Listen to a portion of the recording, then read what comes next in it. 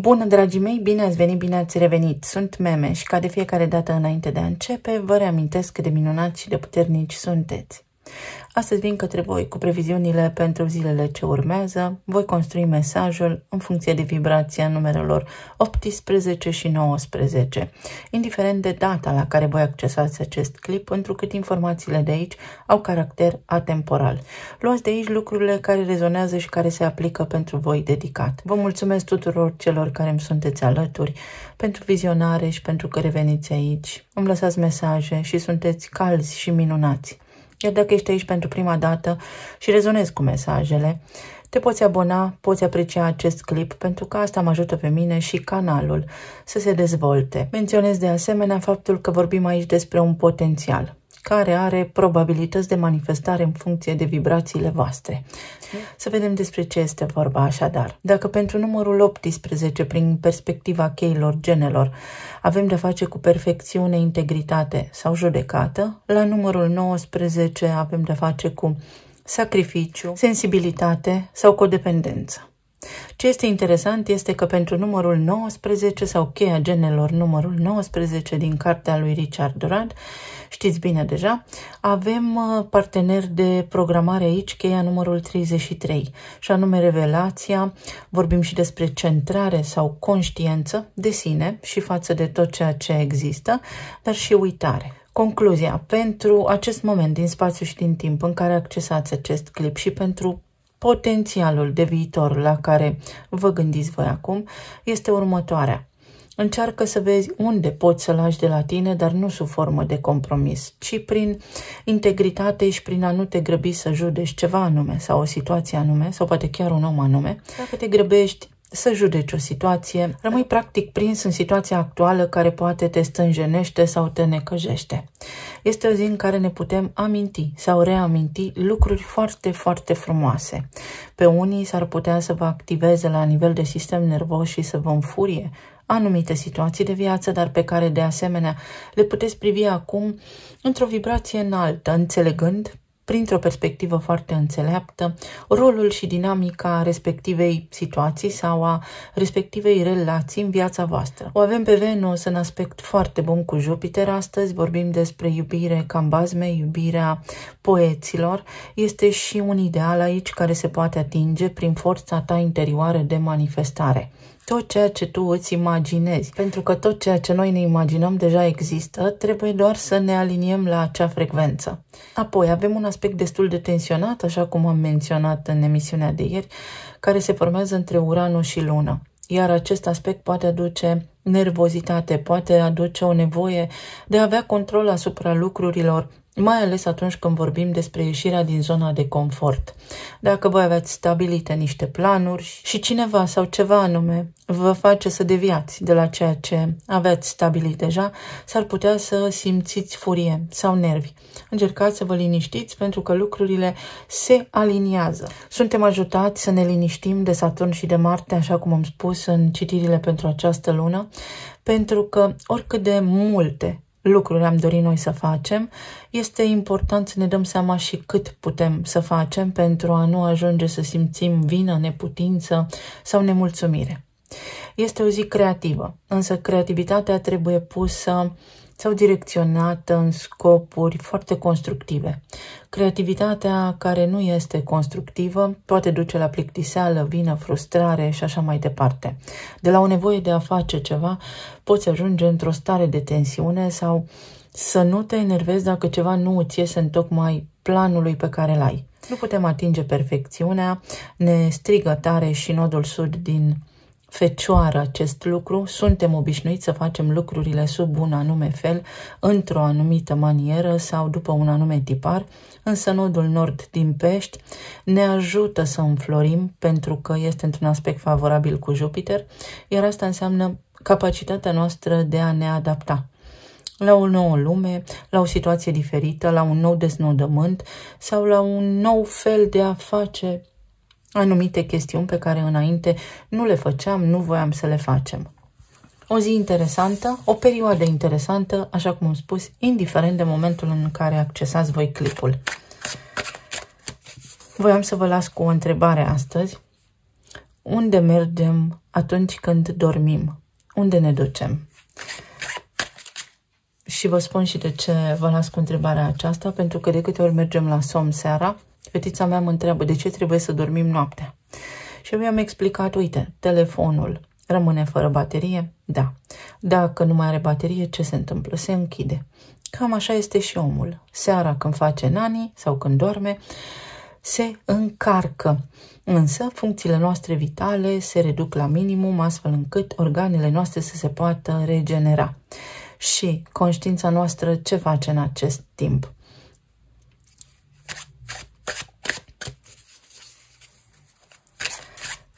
Conștiința noastră face lucruri într-o dimensiune superioară, sau hai să-i spunem nu superioară, pentru că lucrurile nu sunt pe înălțime, să le spunem așa, funcționale, ci în continuum, în paralel, aș putea să-i spun, dar și spiralat, ca să explic să înțelegeți voi mai exact. Și în timp ce noi dormim, conștiința noastră are legătură cu planul astral, cu lucruri care se întâmplă și despre care noi de cele mai multe ori uităm. Poate aveți unii dintre voi capacitatea de a visa lucid și de a vă controla visele. Avem aici oboseală și stres, situații care au ajuns într-un anume punct pe care trebuie să le corectăm. O stare de iritare și de îngrijorare. Luați aminte faptul că luna este în opoziție, în tensiune cu Uranus și nu puneți la suflet, nu luați nicio situație personal. Mai mult decât atât, încercați să fiți atenți la detalii, așa cum am spus și în citirea de ieri, în emisiunea de ieri, și să deveniți conștienți de anumite situații dacă vă enervează ceva anume în mod recurent, repetitiv.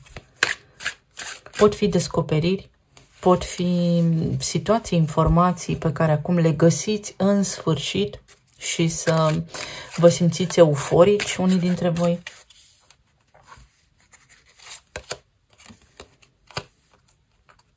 Liderul Haitei vine cu succes, cu situații care se concretizează, cu dorință de a face lucruri. Atenție să nu vă duceți în zona de codependență și atașament. Poate sunteți fixați pe o idee, încercați să vă relaxați puțin și să vă adaptați. Veți avea câștig de cauză mult mai repede.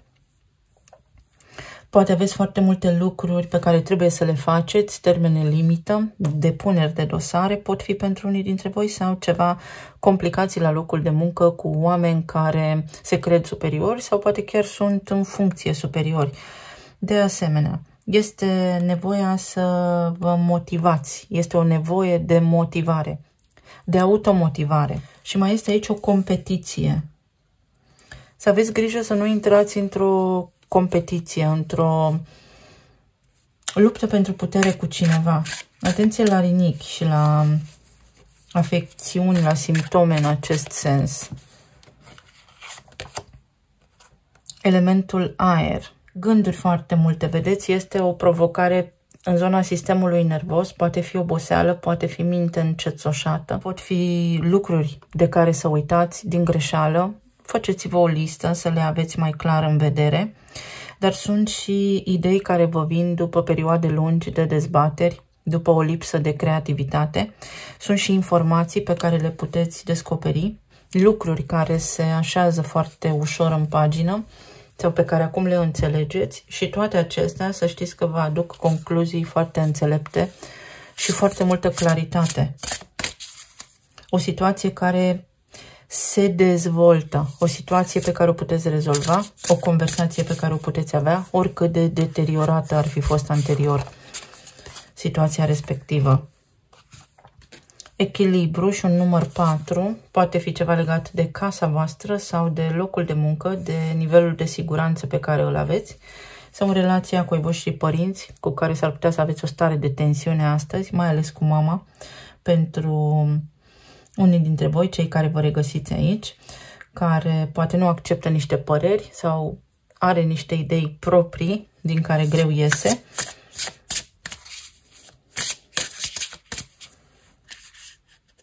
Sclipire de geniu poate fi. Și o situație, uite, avem cuvântul blocată, o situație care se deblochează. Ceva este în punctul în care este, situația este în așa fel cum o vedeți voi acum, pentru că are nevoie de ceva atenție.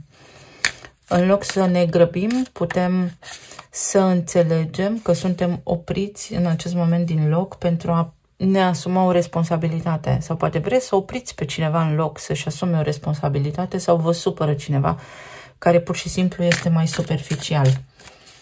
Nu putem să-i schimbăm pe cei din jurul nostru.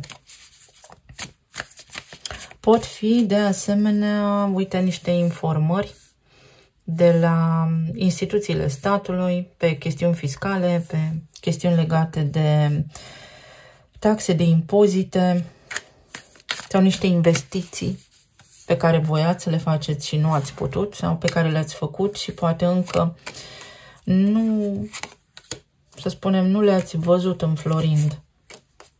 Sau în legătură cu niște investiții, cu niște bani investiți. Să aveți astăzi o ușoară stare de tensiune. Astăzi, mâine, când accesați voi clipul, așa cum am spus. Să vedem, pe zona de relații.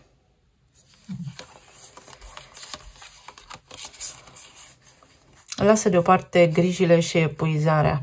Ori luptați cu ceva anume, dar să știți că veți câștiga. Ori aveți o idee, este un fel de încăpățânare, de înverșunare a cuiva aici, care vrea neapărat să câștige o cauză, ori este vorba despre o situație care sau cu care v-ați confruntat, care are nevoie de o finalitate. Pentru alții dintre voi aici pare a fi o situație care în sfârșit se termină, este o finalitate, este o situație din care ieșiți și ieșiți învingători. Sau în viața voastră este cineva care vă susține și vă ajută, vă veghează pas cu pas pentru ca voi să depășiți niște impedimente sau niște obstacole pe care le aveți. Este un fel de soare, apare soarele, apare o soluție, apare o alternativă sau cineva care în sfârșit vă vede pe voi așa cum sunteți voi, vede prin voi sufletul vostru. Avem aici regina de bâte și asul de cupe și în această combinație este euforie, este o senzație de revenire în forță, este magnetism și frumusețe. Poate cineva astăzi vă dăruiește cumva o poezie sau un gând bun trimite către voi la nivel energetic, la nivel telepatic.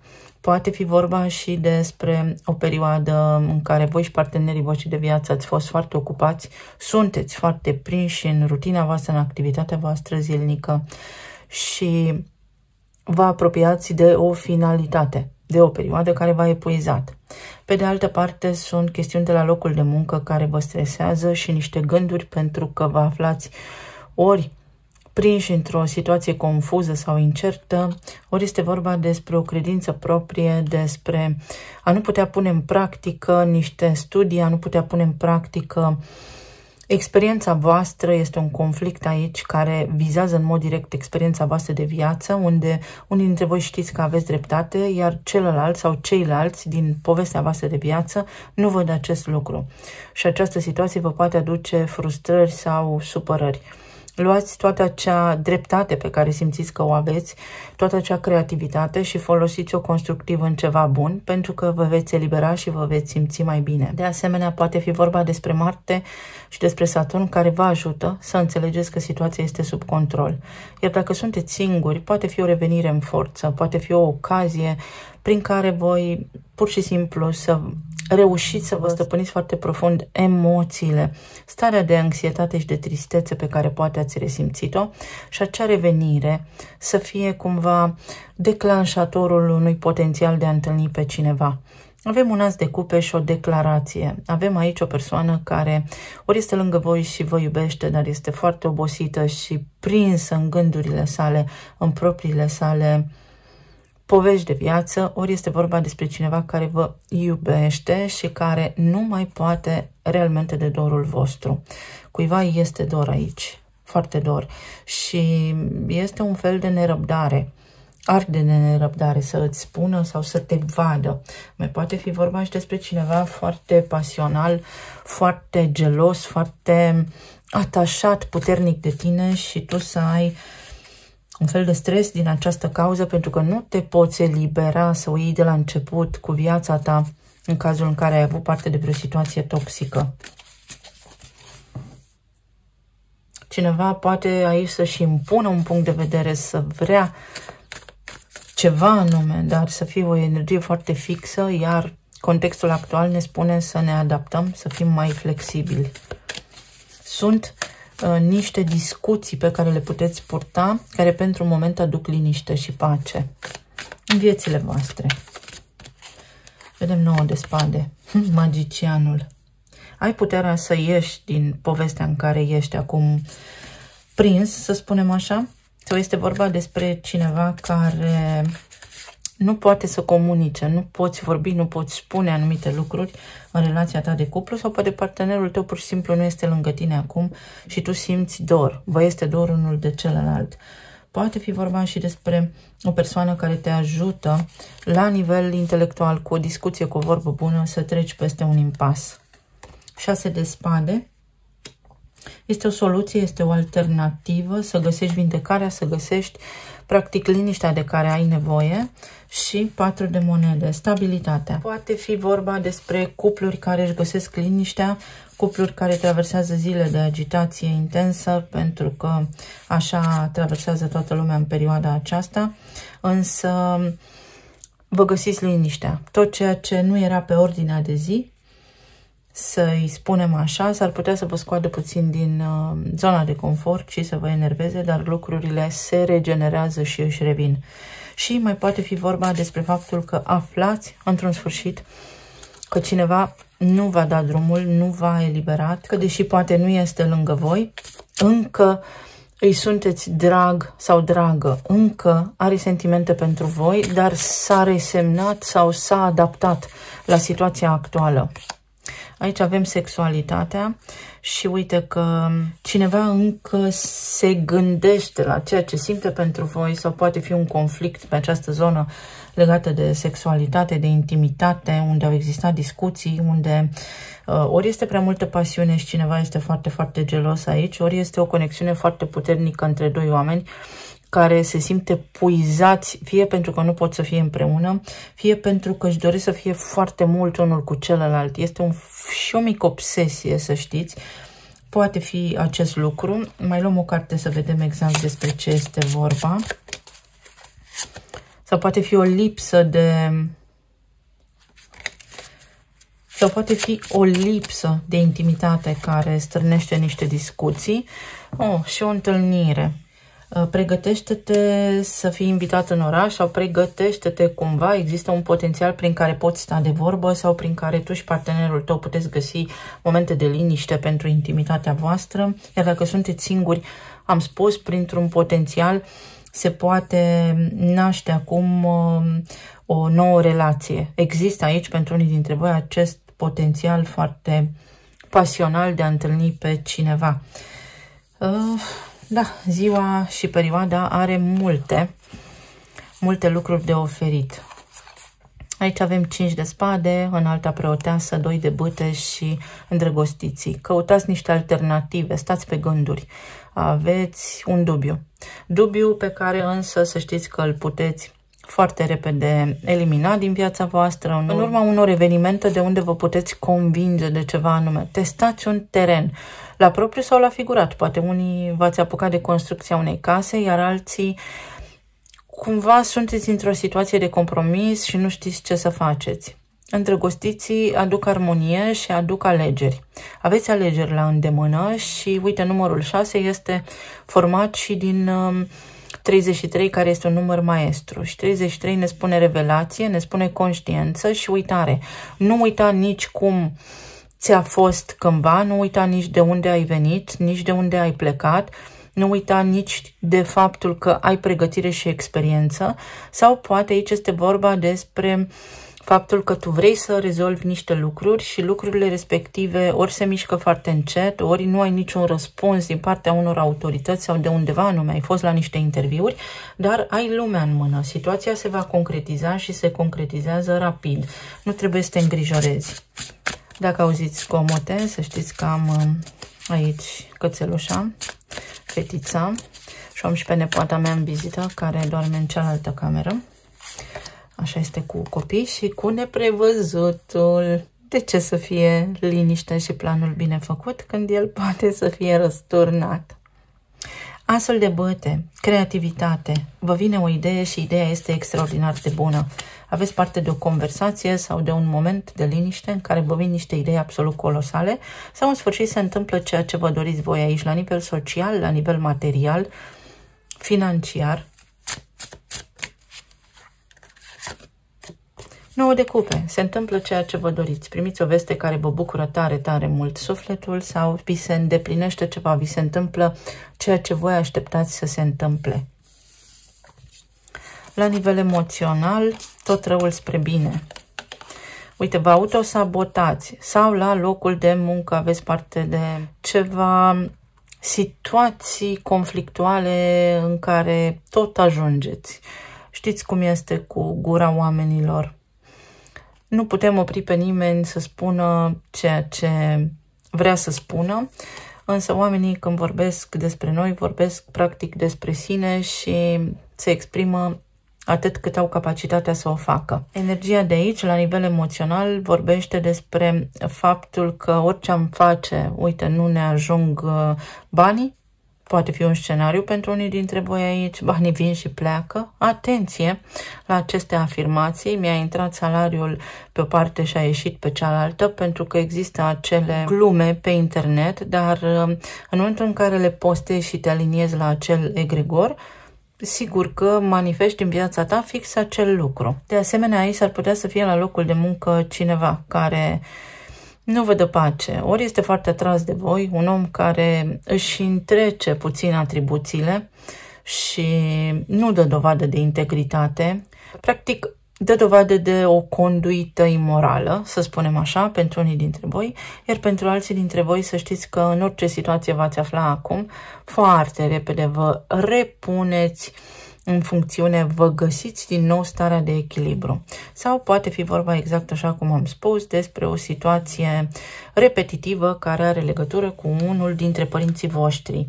în mod direct sau indirect. Da, când am crezut și eu că am liniște, hai să complicăm puțin ziua, hai să îi ajutăm și pe ai noștri. Sora mea a trebuit să meargă la birou astăzi și copiii sunt în vacanță. Faetonul, grație, foarte multă grație și foarte multă putere să depășești o situație anume. Atenție că aici ar putea să fie niște zvonuri răspândite care circulă repede. De asemenea, aici mai este ceva ce văd. Minciuna are picioare scurte și s-ar putea astăzi să afli că o persoană pe care te bazai ți-a ascuns ceva, nu ți-a spus adevărul. Mai poate fi vorba și despre niște situații care au legătură cu banii. Un furt financiar, ceva, niște bani ascunși, omiși, sau un calcul greșit, eronat, dar în detrimentul tău. Sigur că pentru toate acestea ai alternative și soluții la îndemână, astfel încât să corectezi situația. Cavalerul de spade. Trebuie să vorbești. Pe de altă parte, sunt lucruri care se întâmplă rapid. S-ar putea pentru unii ziua să fluctueze destul de mult, dar așa cum am zis și ieri, de la agonie trecem la euforie. Este o soluție, este un deznodământ fericit până la urmă. Și magicianul din nou. Posibilitatea să corectezi sau să faci niște lucruri pe care ți le dorești sau posibilitatea să intervii acolo unde îți dorești tu, să faci niște demersuri pe care ți le dorești tu. De asemenea, s-ar putea să întâlnești sau să asiști la o situație care, să spunem așa, are caracter îndoielnic, să asiști la niște bârfe, la defăimarea cuiva și tu ai potențialul, ai această putere în tine să corectezi situația și să nu fii părtinitor, ci să fii foarte obiectiv, astfel încât situația să fie integră. ești un om foarte important astăzi în anumite situații din viața ta și dând dovadă de acest curaj, de această integritate, să știi că în tine se produce ceva la nivel spiritual, ai parte de o revelație. De asemenea, s-ar putea să fie și o soluție astăzi în legătură cu o situație în care ai crezut că cineva te-a mințit sau cineva ți-a ascuns adevărul sau ți-a furat ție un obiect personal. Poate unii dintre voi ați fost implicați în niște situații care au de face cu furturi sau s-au întâmplat pe lângă voi, clienți, sunt foarte multe retururi, foarte multe nemulțumiri, să spunem, pentru unii dintre voi, așa dintr-o dată, parcă toți oamenii au sărit așa de pe linia concretului, însă se vor remedia și toate acestea. Atenție la contracte. Uite, o pierdere, descoperi cine a fost vinovat într-o anume situație, într-un anume context și aici avem căsătoria. Ori e posibilitatea să reglezi o situație care te implică pe tine și pe partenerul tău de viață și apoi să termini cu necazurile. Și dragostea. Dragostea triumfă. Dragostea învinge totul pentru tine astăzi. Este o zi foarte bună în care, dacă nu te grăbești să judeci o situație subiectiv și nu vrei neapărat să ai dreptate, vei descoperi adevărul, absolut, așa cum este el, vei ieși dintr-o stare de sacrificiu și de codependență, având o revelație absolut fantastică. Aici avem niște carduri. Îți intră niște bani pe card. Sunt niște bani. Nu-mi dau seama dacă mulți sau puțini, dar sunt niște bani pe care îi poți primi. Pe de altă parte, este vorba despre un loc de muncă mai bine plătit. Și aici este un fel de joci și câștigi, nu riști și câștigi.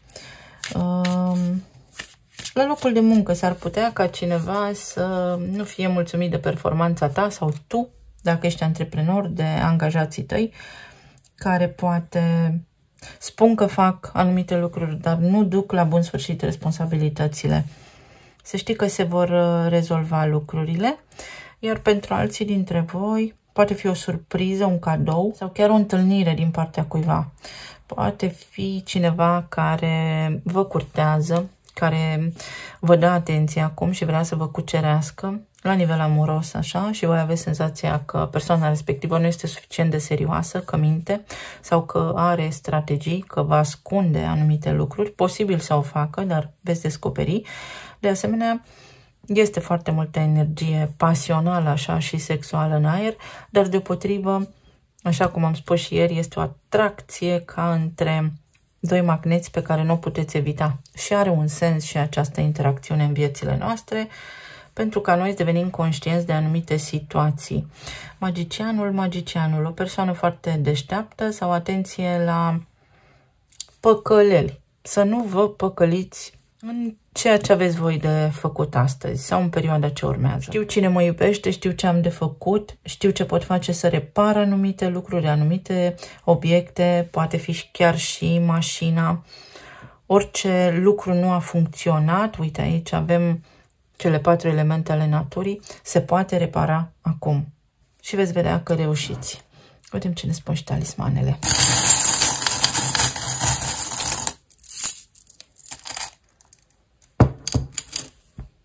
La nivel de sănătate, atenție la respirație, la nas înfundat, pe zona plămânilor de asemenea, foarte mult. Mucoasa nazală iritată, este o iritație aici, sunt impurități în aer. De asemenea, atenție la piept, tot ce are legătură cu acest sezon.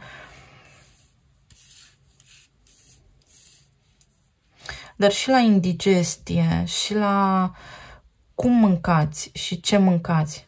Pot fi niște situații neprocesate, niște conflicte care au la bază indigestie. Nu mi-a convenit o situație, nu-mi convine o situație și pentru că m-am înfuriat, poate fi ficatul. Atenție la ficat. Să nu reușească cumva corpul vostru să elimine toxinele. Prin liniște reușiți să faceți aceste lucruri. Uite, pot fi ceva dureri de dantură, dinții au și ei în spate un conflict anume, dar vă puteți calma durerea sau pot fi vizite la stomatolog, durere sau sensibilitate dentară la rece, la băuturi reci, la alimente reci sau poate calde, la lucruri extreme. De asemenea, este o perioadă mai liniștită în care discuțiile voastre nu mai sunt așa duse la extrem. Uite, o perioadă în care înfloriți, în care primiți un cadou sau în care începe să vă meargă mai bine, terminați ceva, rezolvați ceva și la locul de muncă. Este o perioadă mai ușoară, sunteți în siguranță, obțineți practic o garanție, certitudine că cineva vă iubește. Ai o garanție că cineva te iubește aici. Este ceea ce este. Pot fi și copiii voștri în discuție cu care vorbiți și pe care astăzi sau în perioada ce urmează îi acceptați așa cum sunt sau ei vă acceptă pe voi așa cum sunteți și toată lumea este fie ok, hai să ne vedem de viață și de treabă. Pe de altă parte, copilul vostru este acceptat undeva, aveți o certitudine și în acest sens, fără să mai stați cu emoții. Aici avem o vulpe, așa drăguțe sunt vulpițele. Și o oră exactă, când caută vulpea, când se trezesc oamenii cu vulpea la ușă, la ora exactă, dar atunci când le este foame. Deci poate fi și ursul. Ce interesant, ursul păcălit de vulpe. Poate fi vorba despre faptul că în sfârșit vă convingeți dacă cineva vă caută doar atunci când are nevoie sau nu. Sau s-ar putea să aveți o interacțiune în zilele ce urmează cu cineva care zâmbește, dar gândește altceva, să fiți precauți în acest sens. De asemenea, ursul păcălit de vulpe. Așa cum am spus, atenție la păcăleli. Atenție la lucruri care vă pot încânta, pentru că Venus cu Jupiter pot aduce naivitate, pentru că nu toți oamenii sunt la fel. Turnul și niște calcule, fie ceva de genul se strică ceva sau s-a stricat ceva și trebuie să primiți acum un aviz de reparație și să fie o cheltuială puțin neașteptată, dar uite, ca peștele prin apă veți reuși și voi. Pești înseamnă prosperitate și bani, succes și abundență și uite că veți găsi o soluție să remediați aceste lucruri. De asemenea, pentru unii dintre voi este vorba despre o relație de iubire, despre ceva ce are legătură cu sufletul și despre faptul că nimic n-a fost întâmplător. Și cineva are nevoie de acest mesaj. Nimic nu a fost întâmplător. Imediat ce te liniștești puțin și stai și analizezi la rece anumite lucruri, vei vedea că a existat un rost aici și vei vedea și dacă mai are sens să insiști sau să continui în anumite direcții. De asemenea, aici este un talisman norocos și puterea să faci anumite lucruri. Și elefantul este un animal care are conștiință de sine și memorie. Ei au memorie. Norocul meu că mi-am amintit sau îți amintești ceva anume. Un lucru foarte important care salvează o discuție, salvează o situație. Ești omul care salvezi o situație astăzi sau niște amintiri care te pot copleși în primă fază, dar ai și o mare revelație în acest sens. Este un mare pas înainte. Iar aici avem inițialele X, B și V. Atenție la viteză, la viteza cu care faceți lucrurile, pur și simplu. Fie că mergeți, vă grăbiți sau șofați. Sunt niște aprecieri. Ești apreciat, ești aplaudat la scenă deschisă, cineva îți mulțumește frumos ție dedicat pentru ajutorul pe care i l-ai oferit. Vorbești cu cineva, te vezi cu cineva, te îmbrățișezi cu cineva sau pur și simplu tu, cu sinele tău, tu cu sufletul tău, știți clar că vă puteți baza pe un om anume, pe o relație anume, pe un partener anume sau știți clar că puteți face anumite lucruri. Aici este și o decizie, dar și o îmbrățișare în urma unei discuții pe care o ai cu cineva, bați palma, agreezi un contract, însă atenție la păcăleli, este un fel de șansă de creștere a venitului sau aici cineva își cere scuze și poate chiar dacă tu știi că persoana respectivă a greșit sau știi că așa face în mod repetitiv, că vorbește și oscilează și se răzgândește și uită ce spune, parcă astăzi nimic nu mai contează, ești liniștit, îți vezi de viața ta. Iar pentru alții dintre voi este stop joc, stop conversație, gata, știu ce am de făcut, nu vreau să mai aud. Este o decizie finală. Este un fel de la revedere, este o finalitate de situație, dar ceva ce a fost foarte stresant. Eu vă mulțumesc tare mult. Vă doresc să aveți o zi minunată, o perioadă minunată și să ne reauzim cu bine și data viitoare. Pa, pa!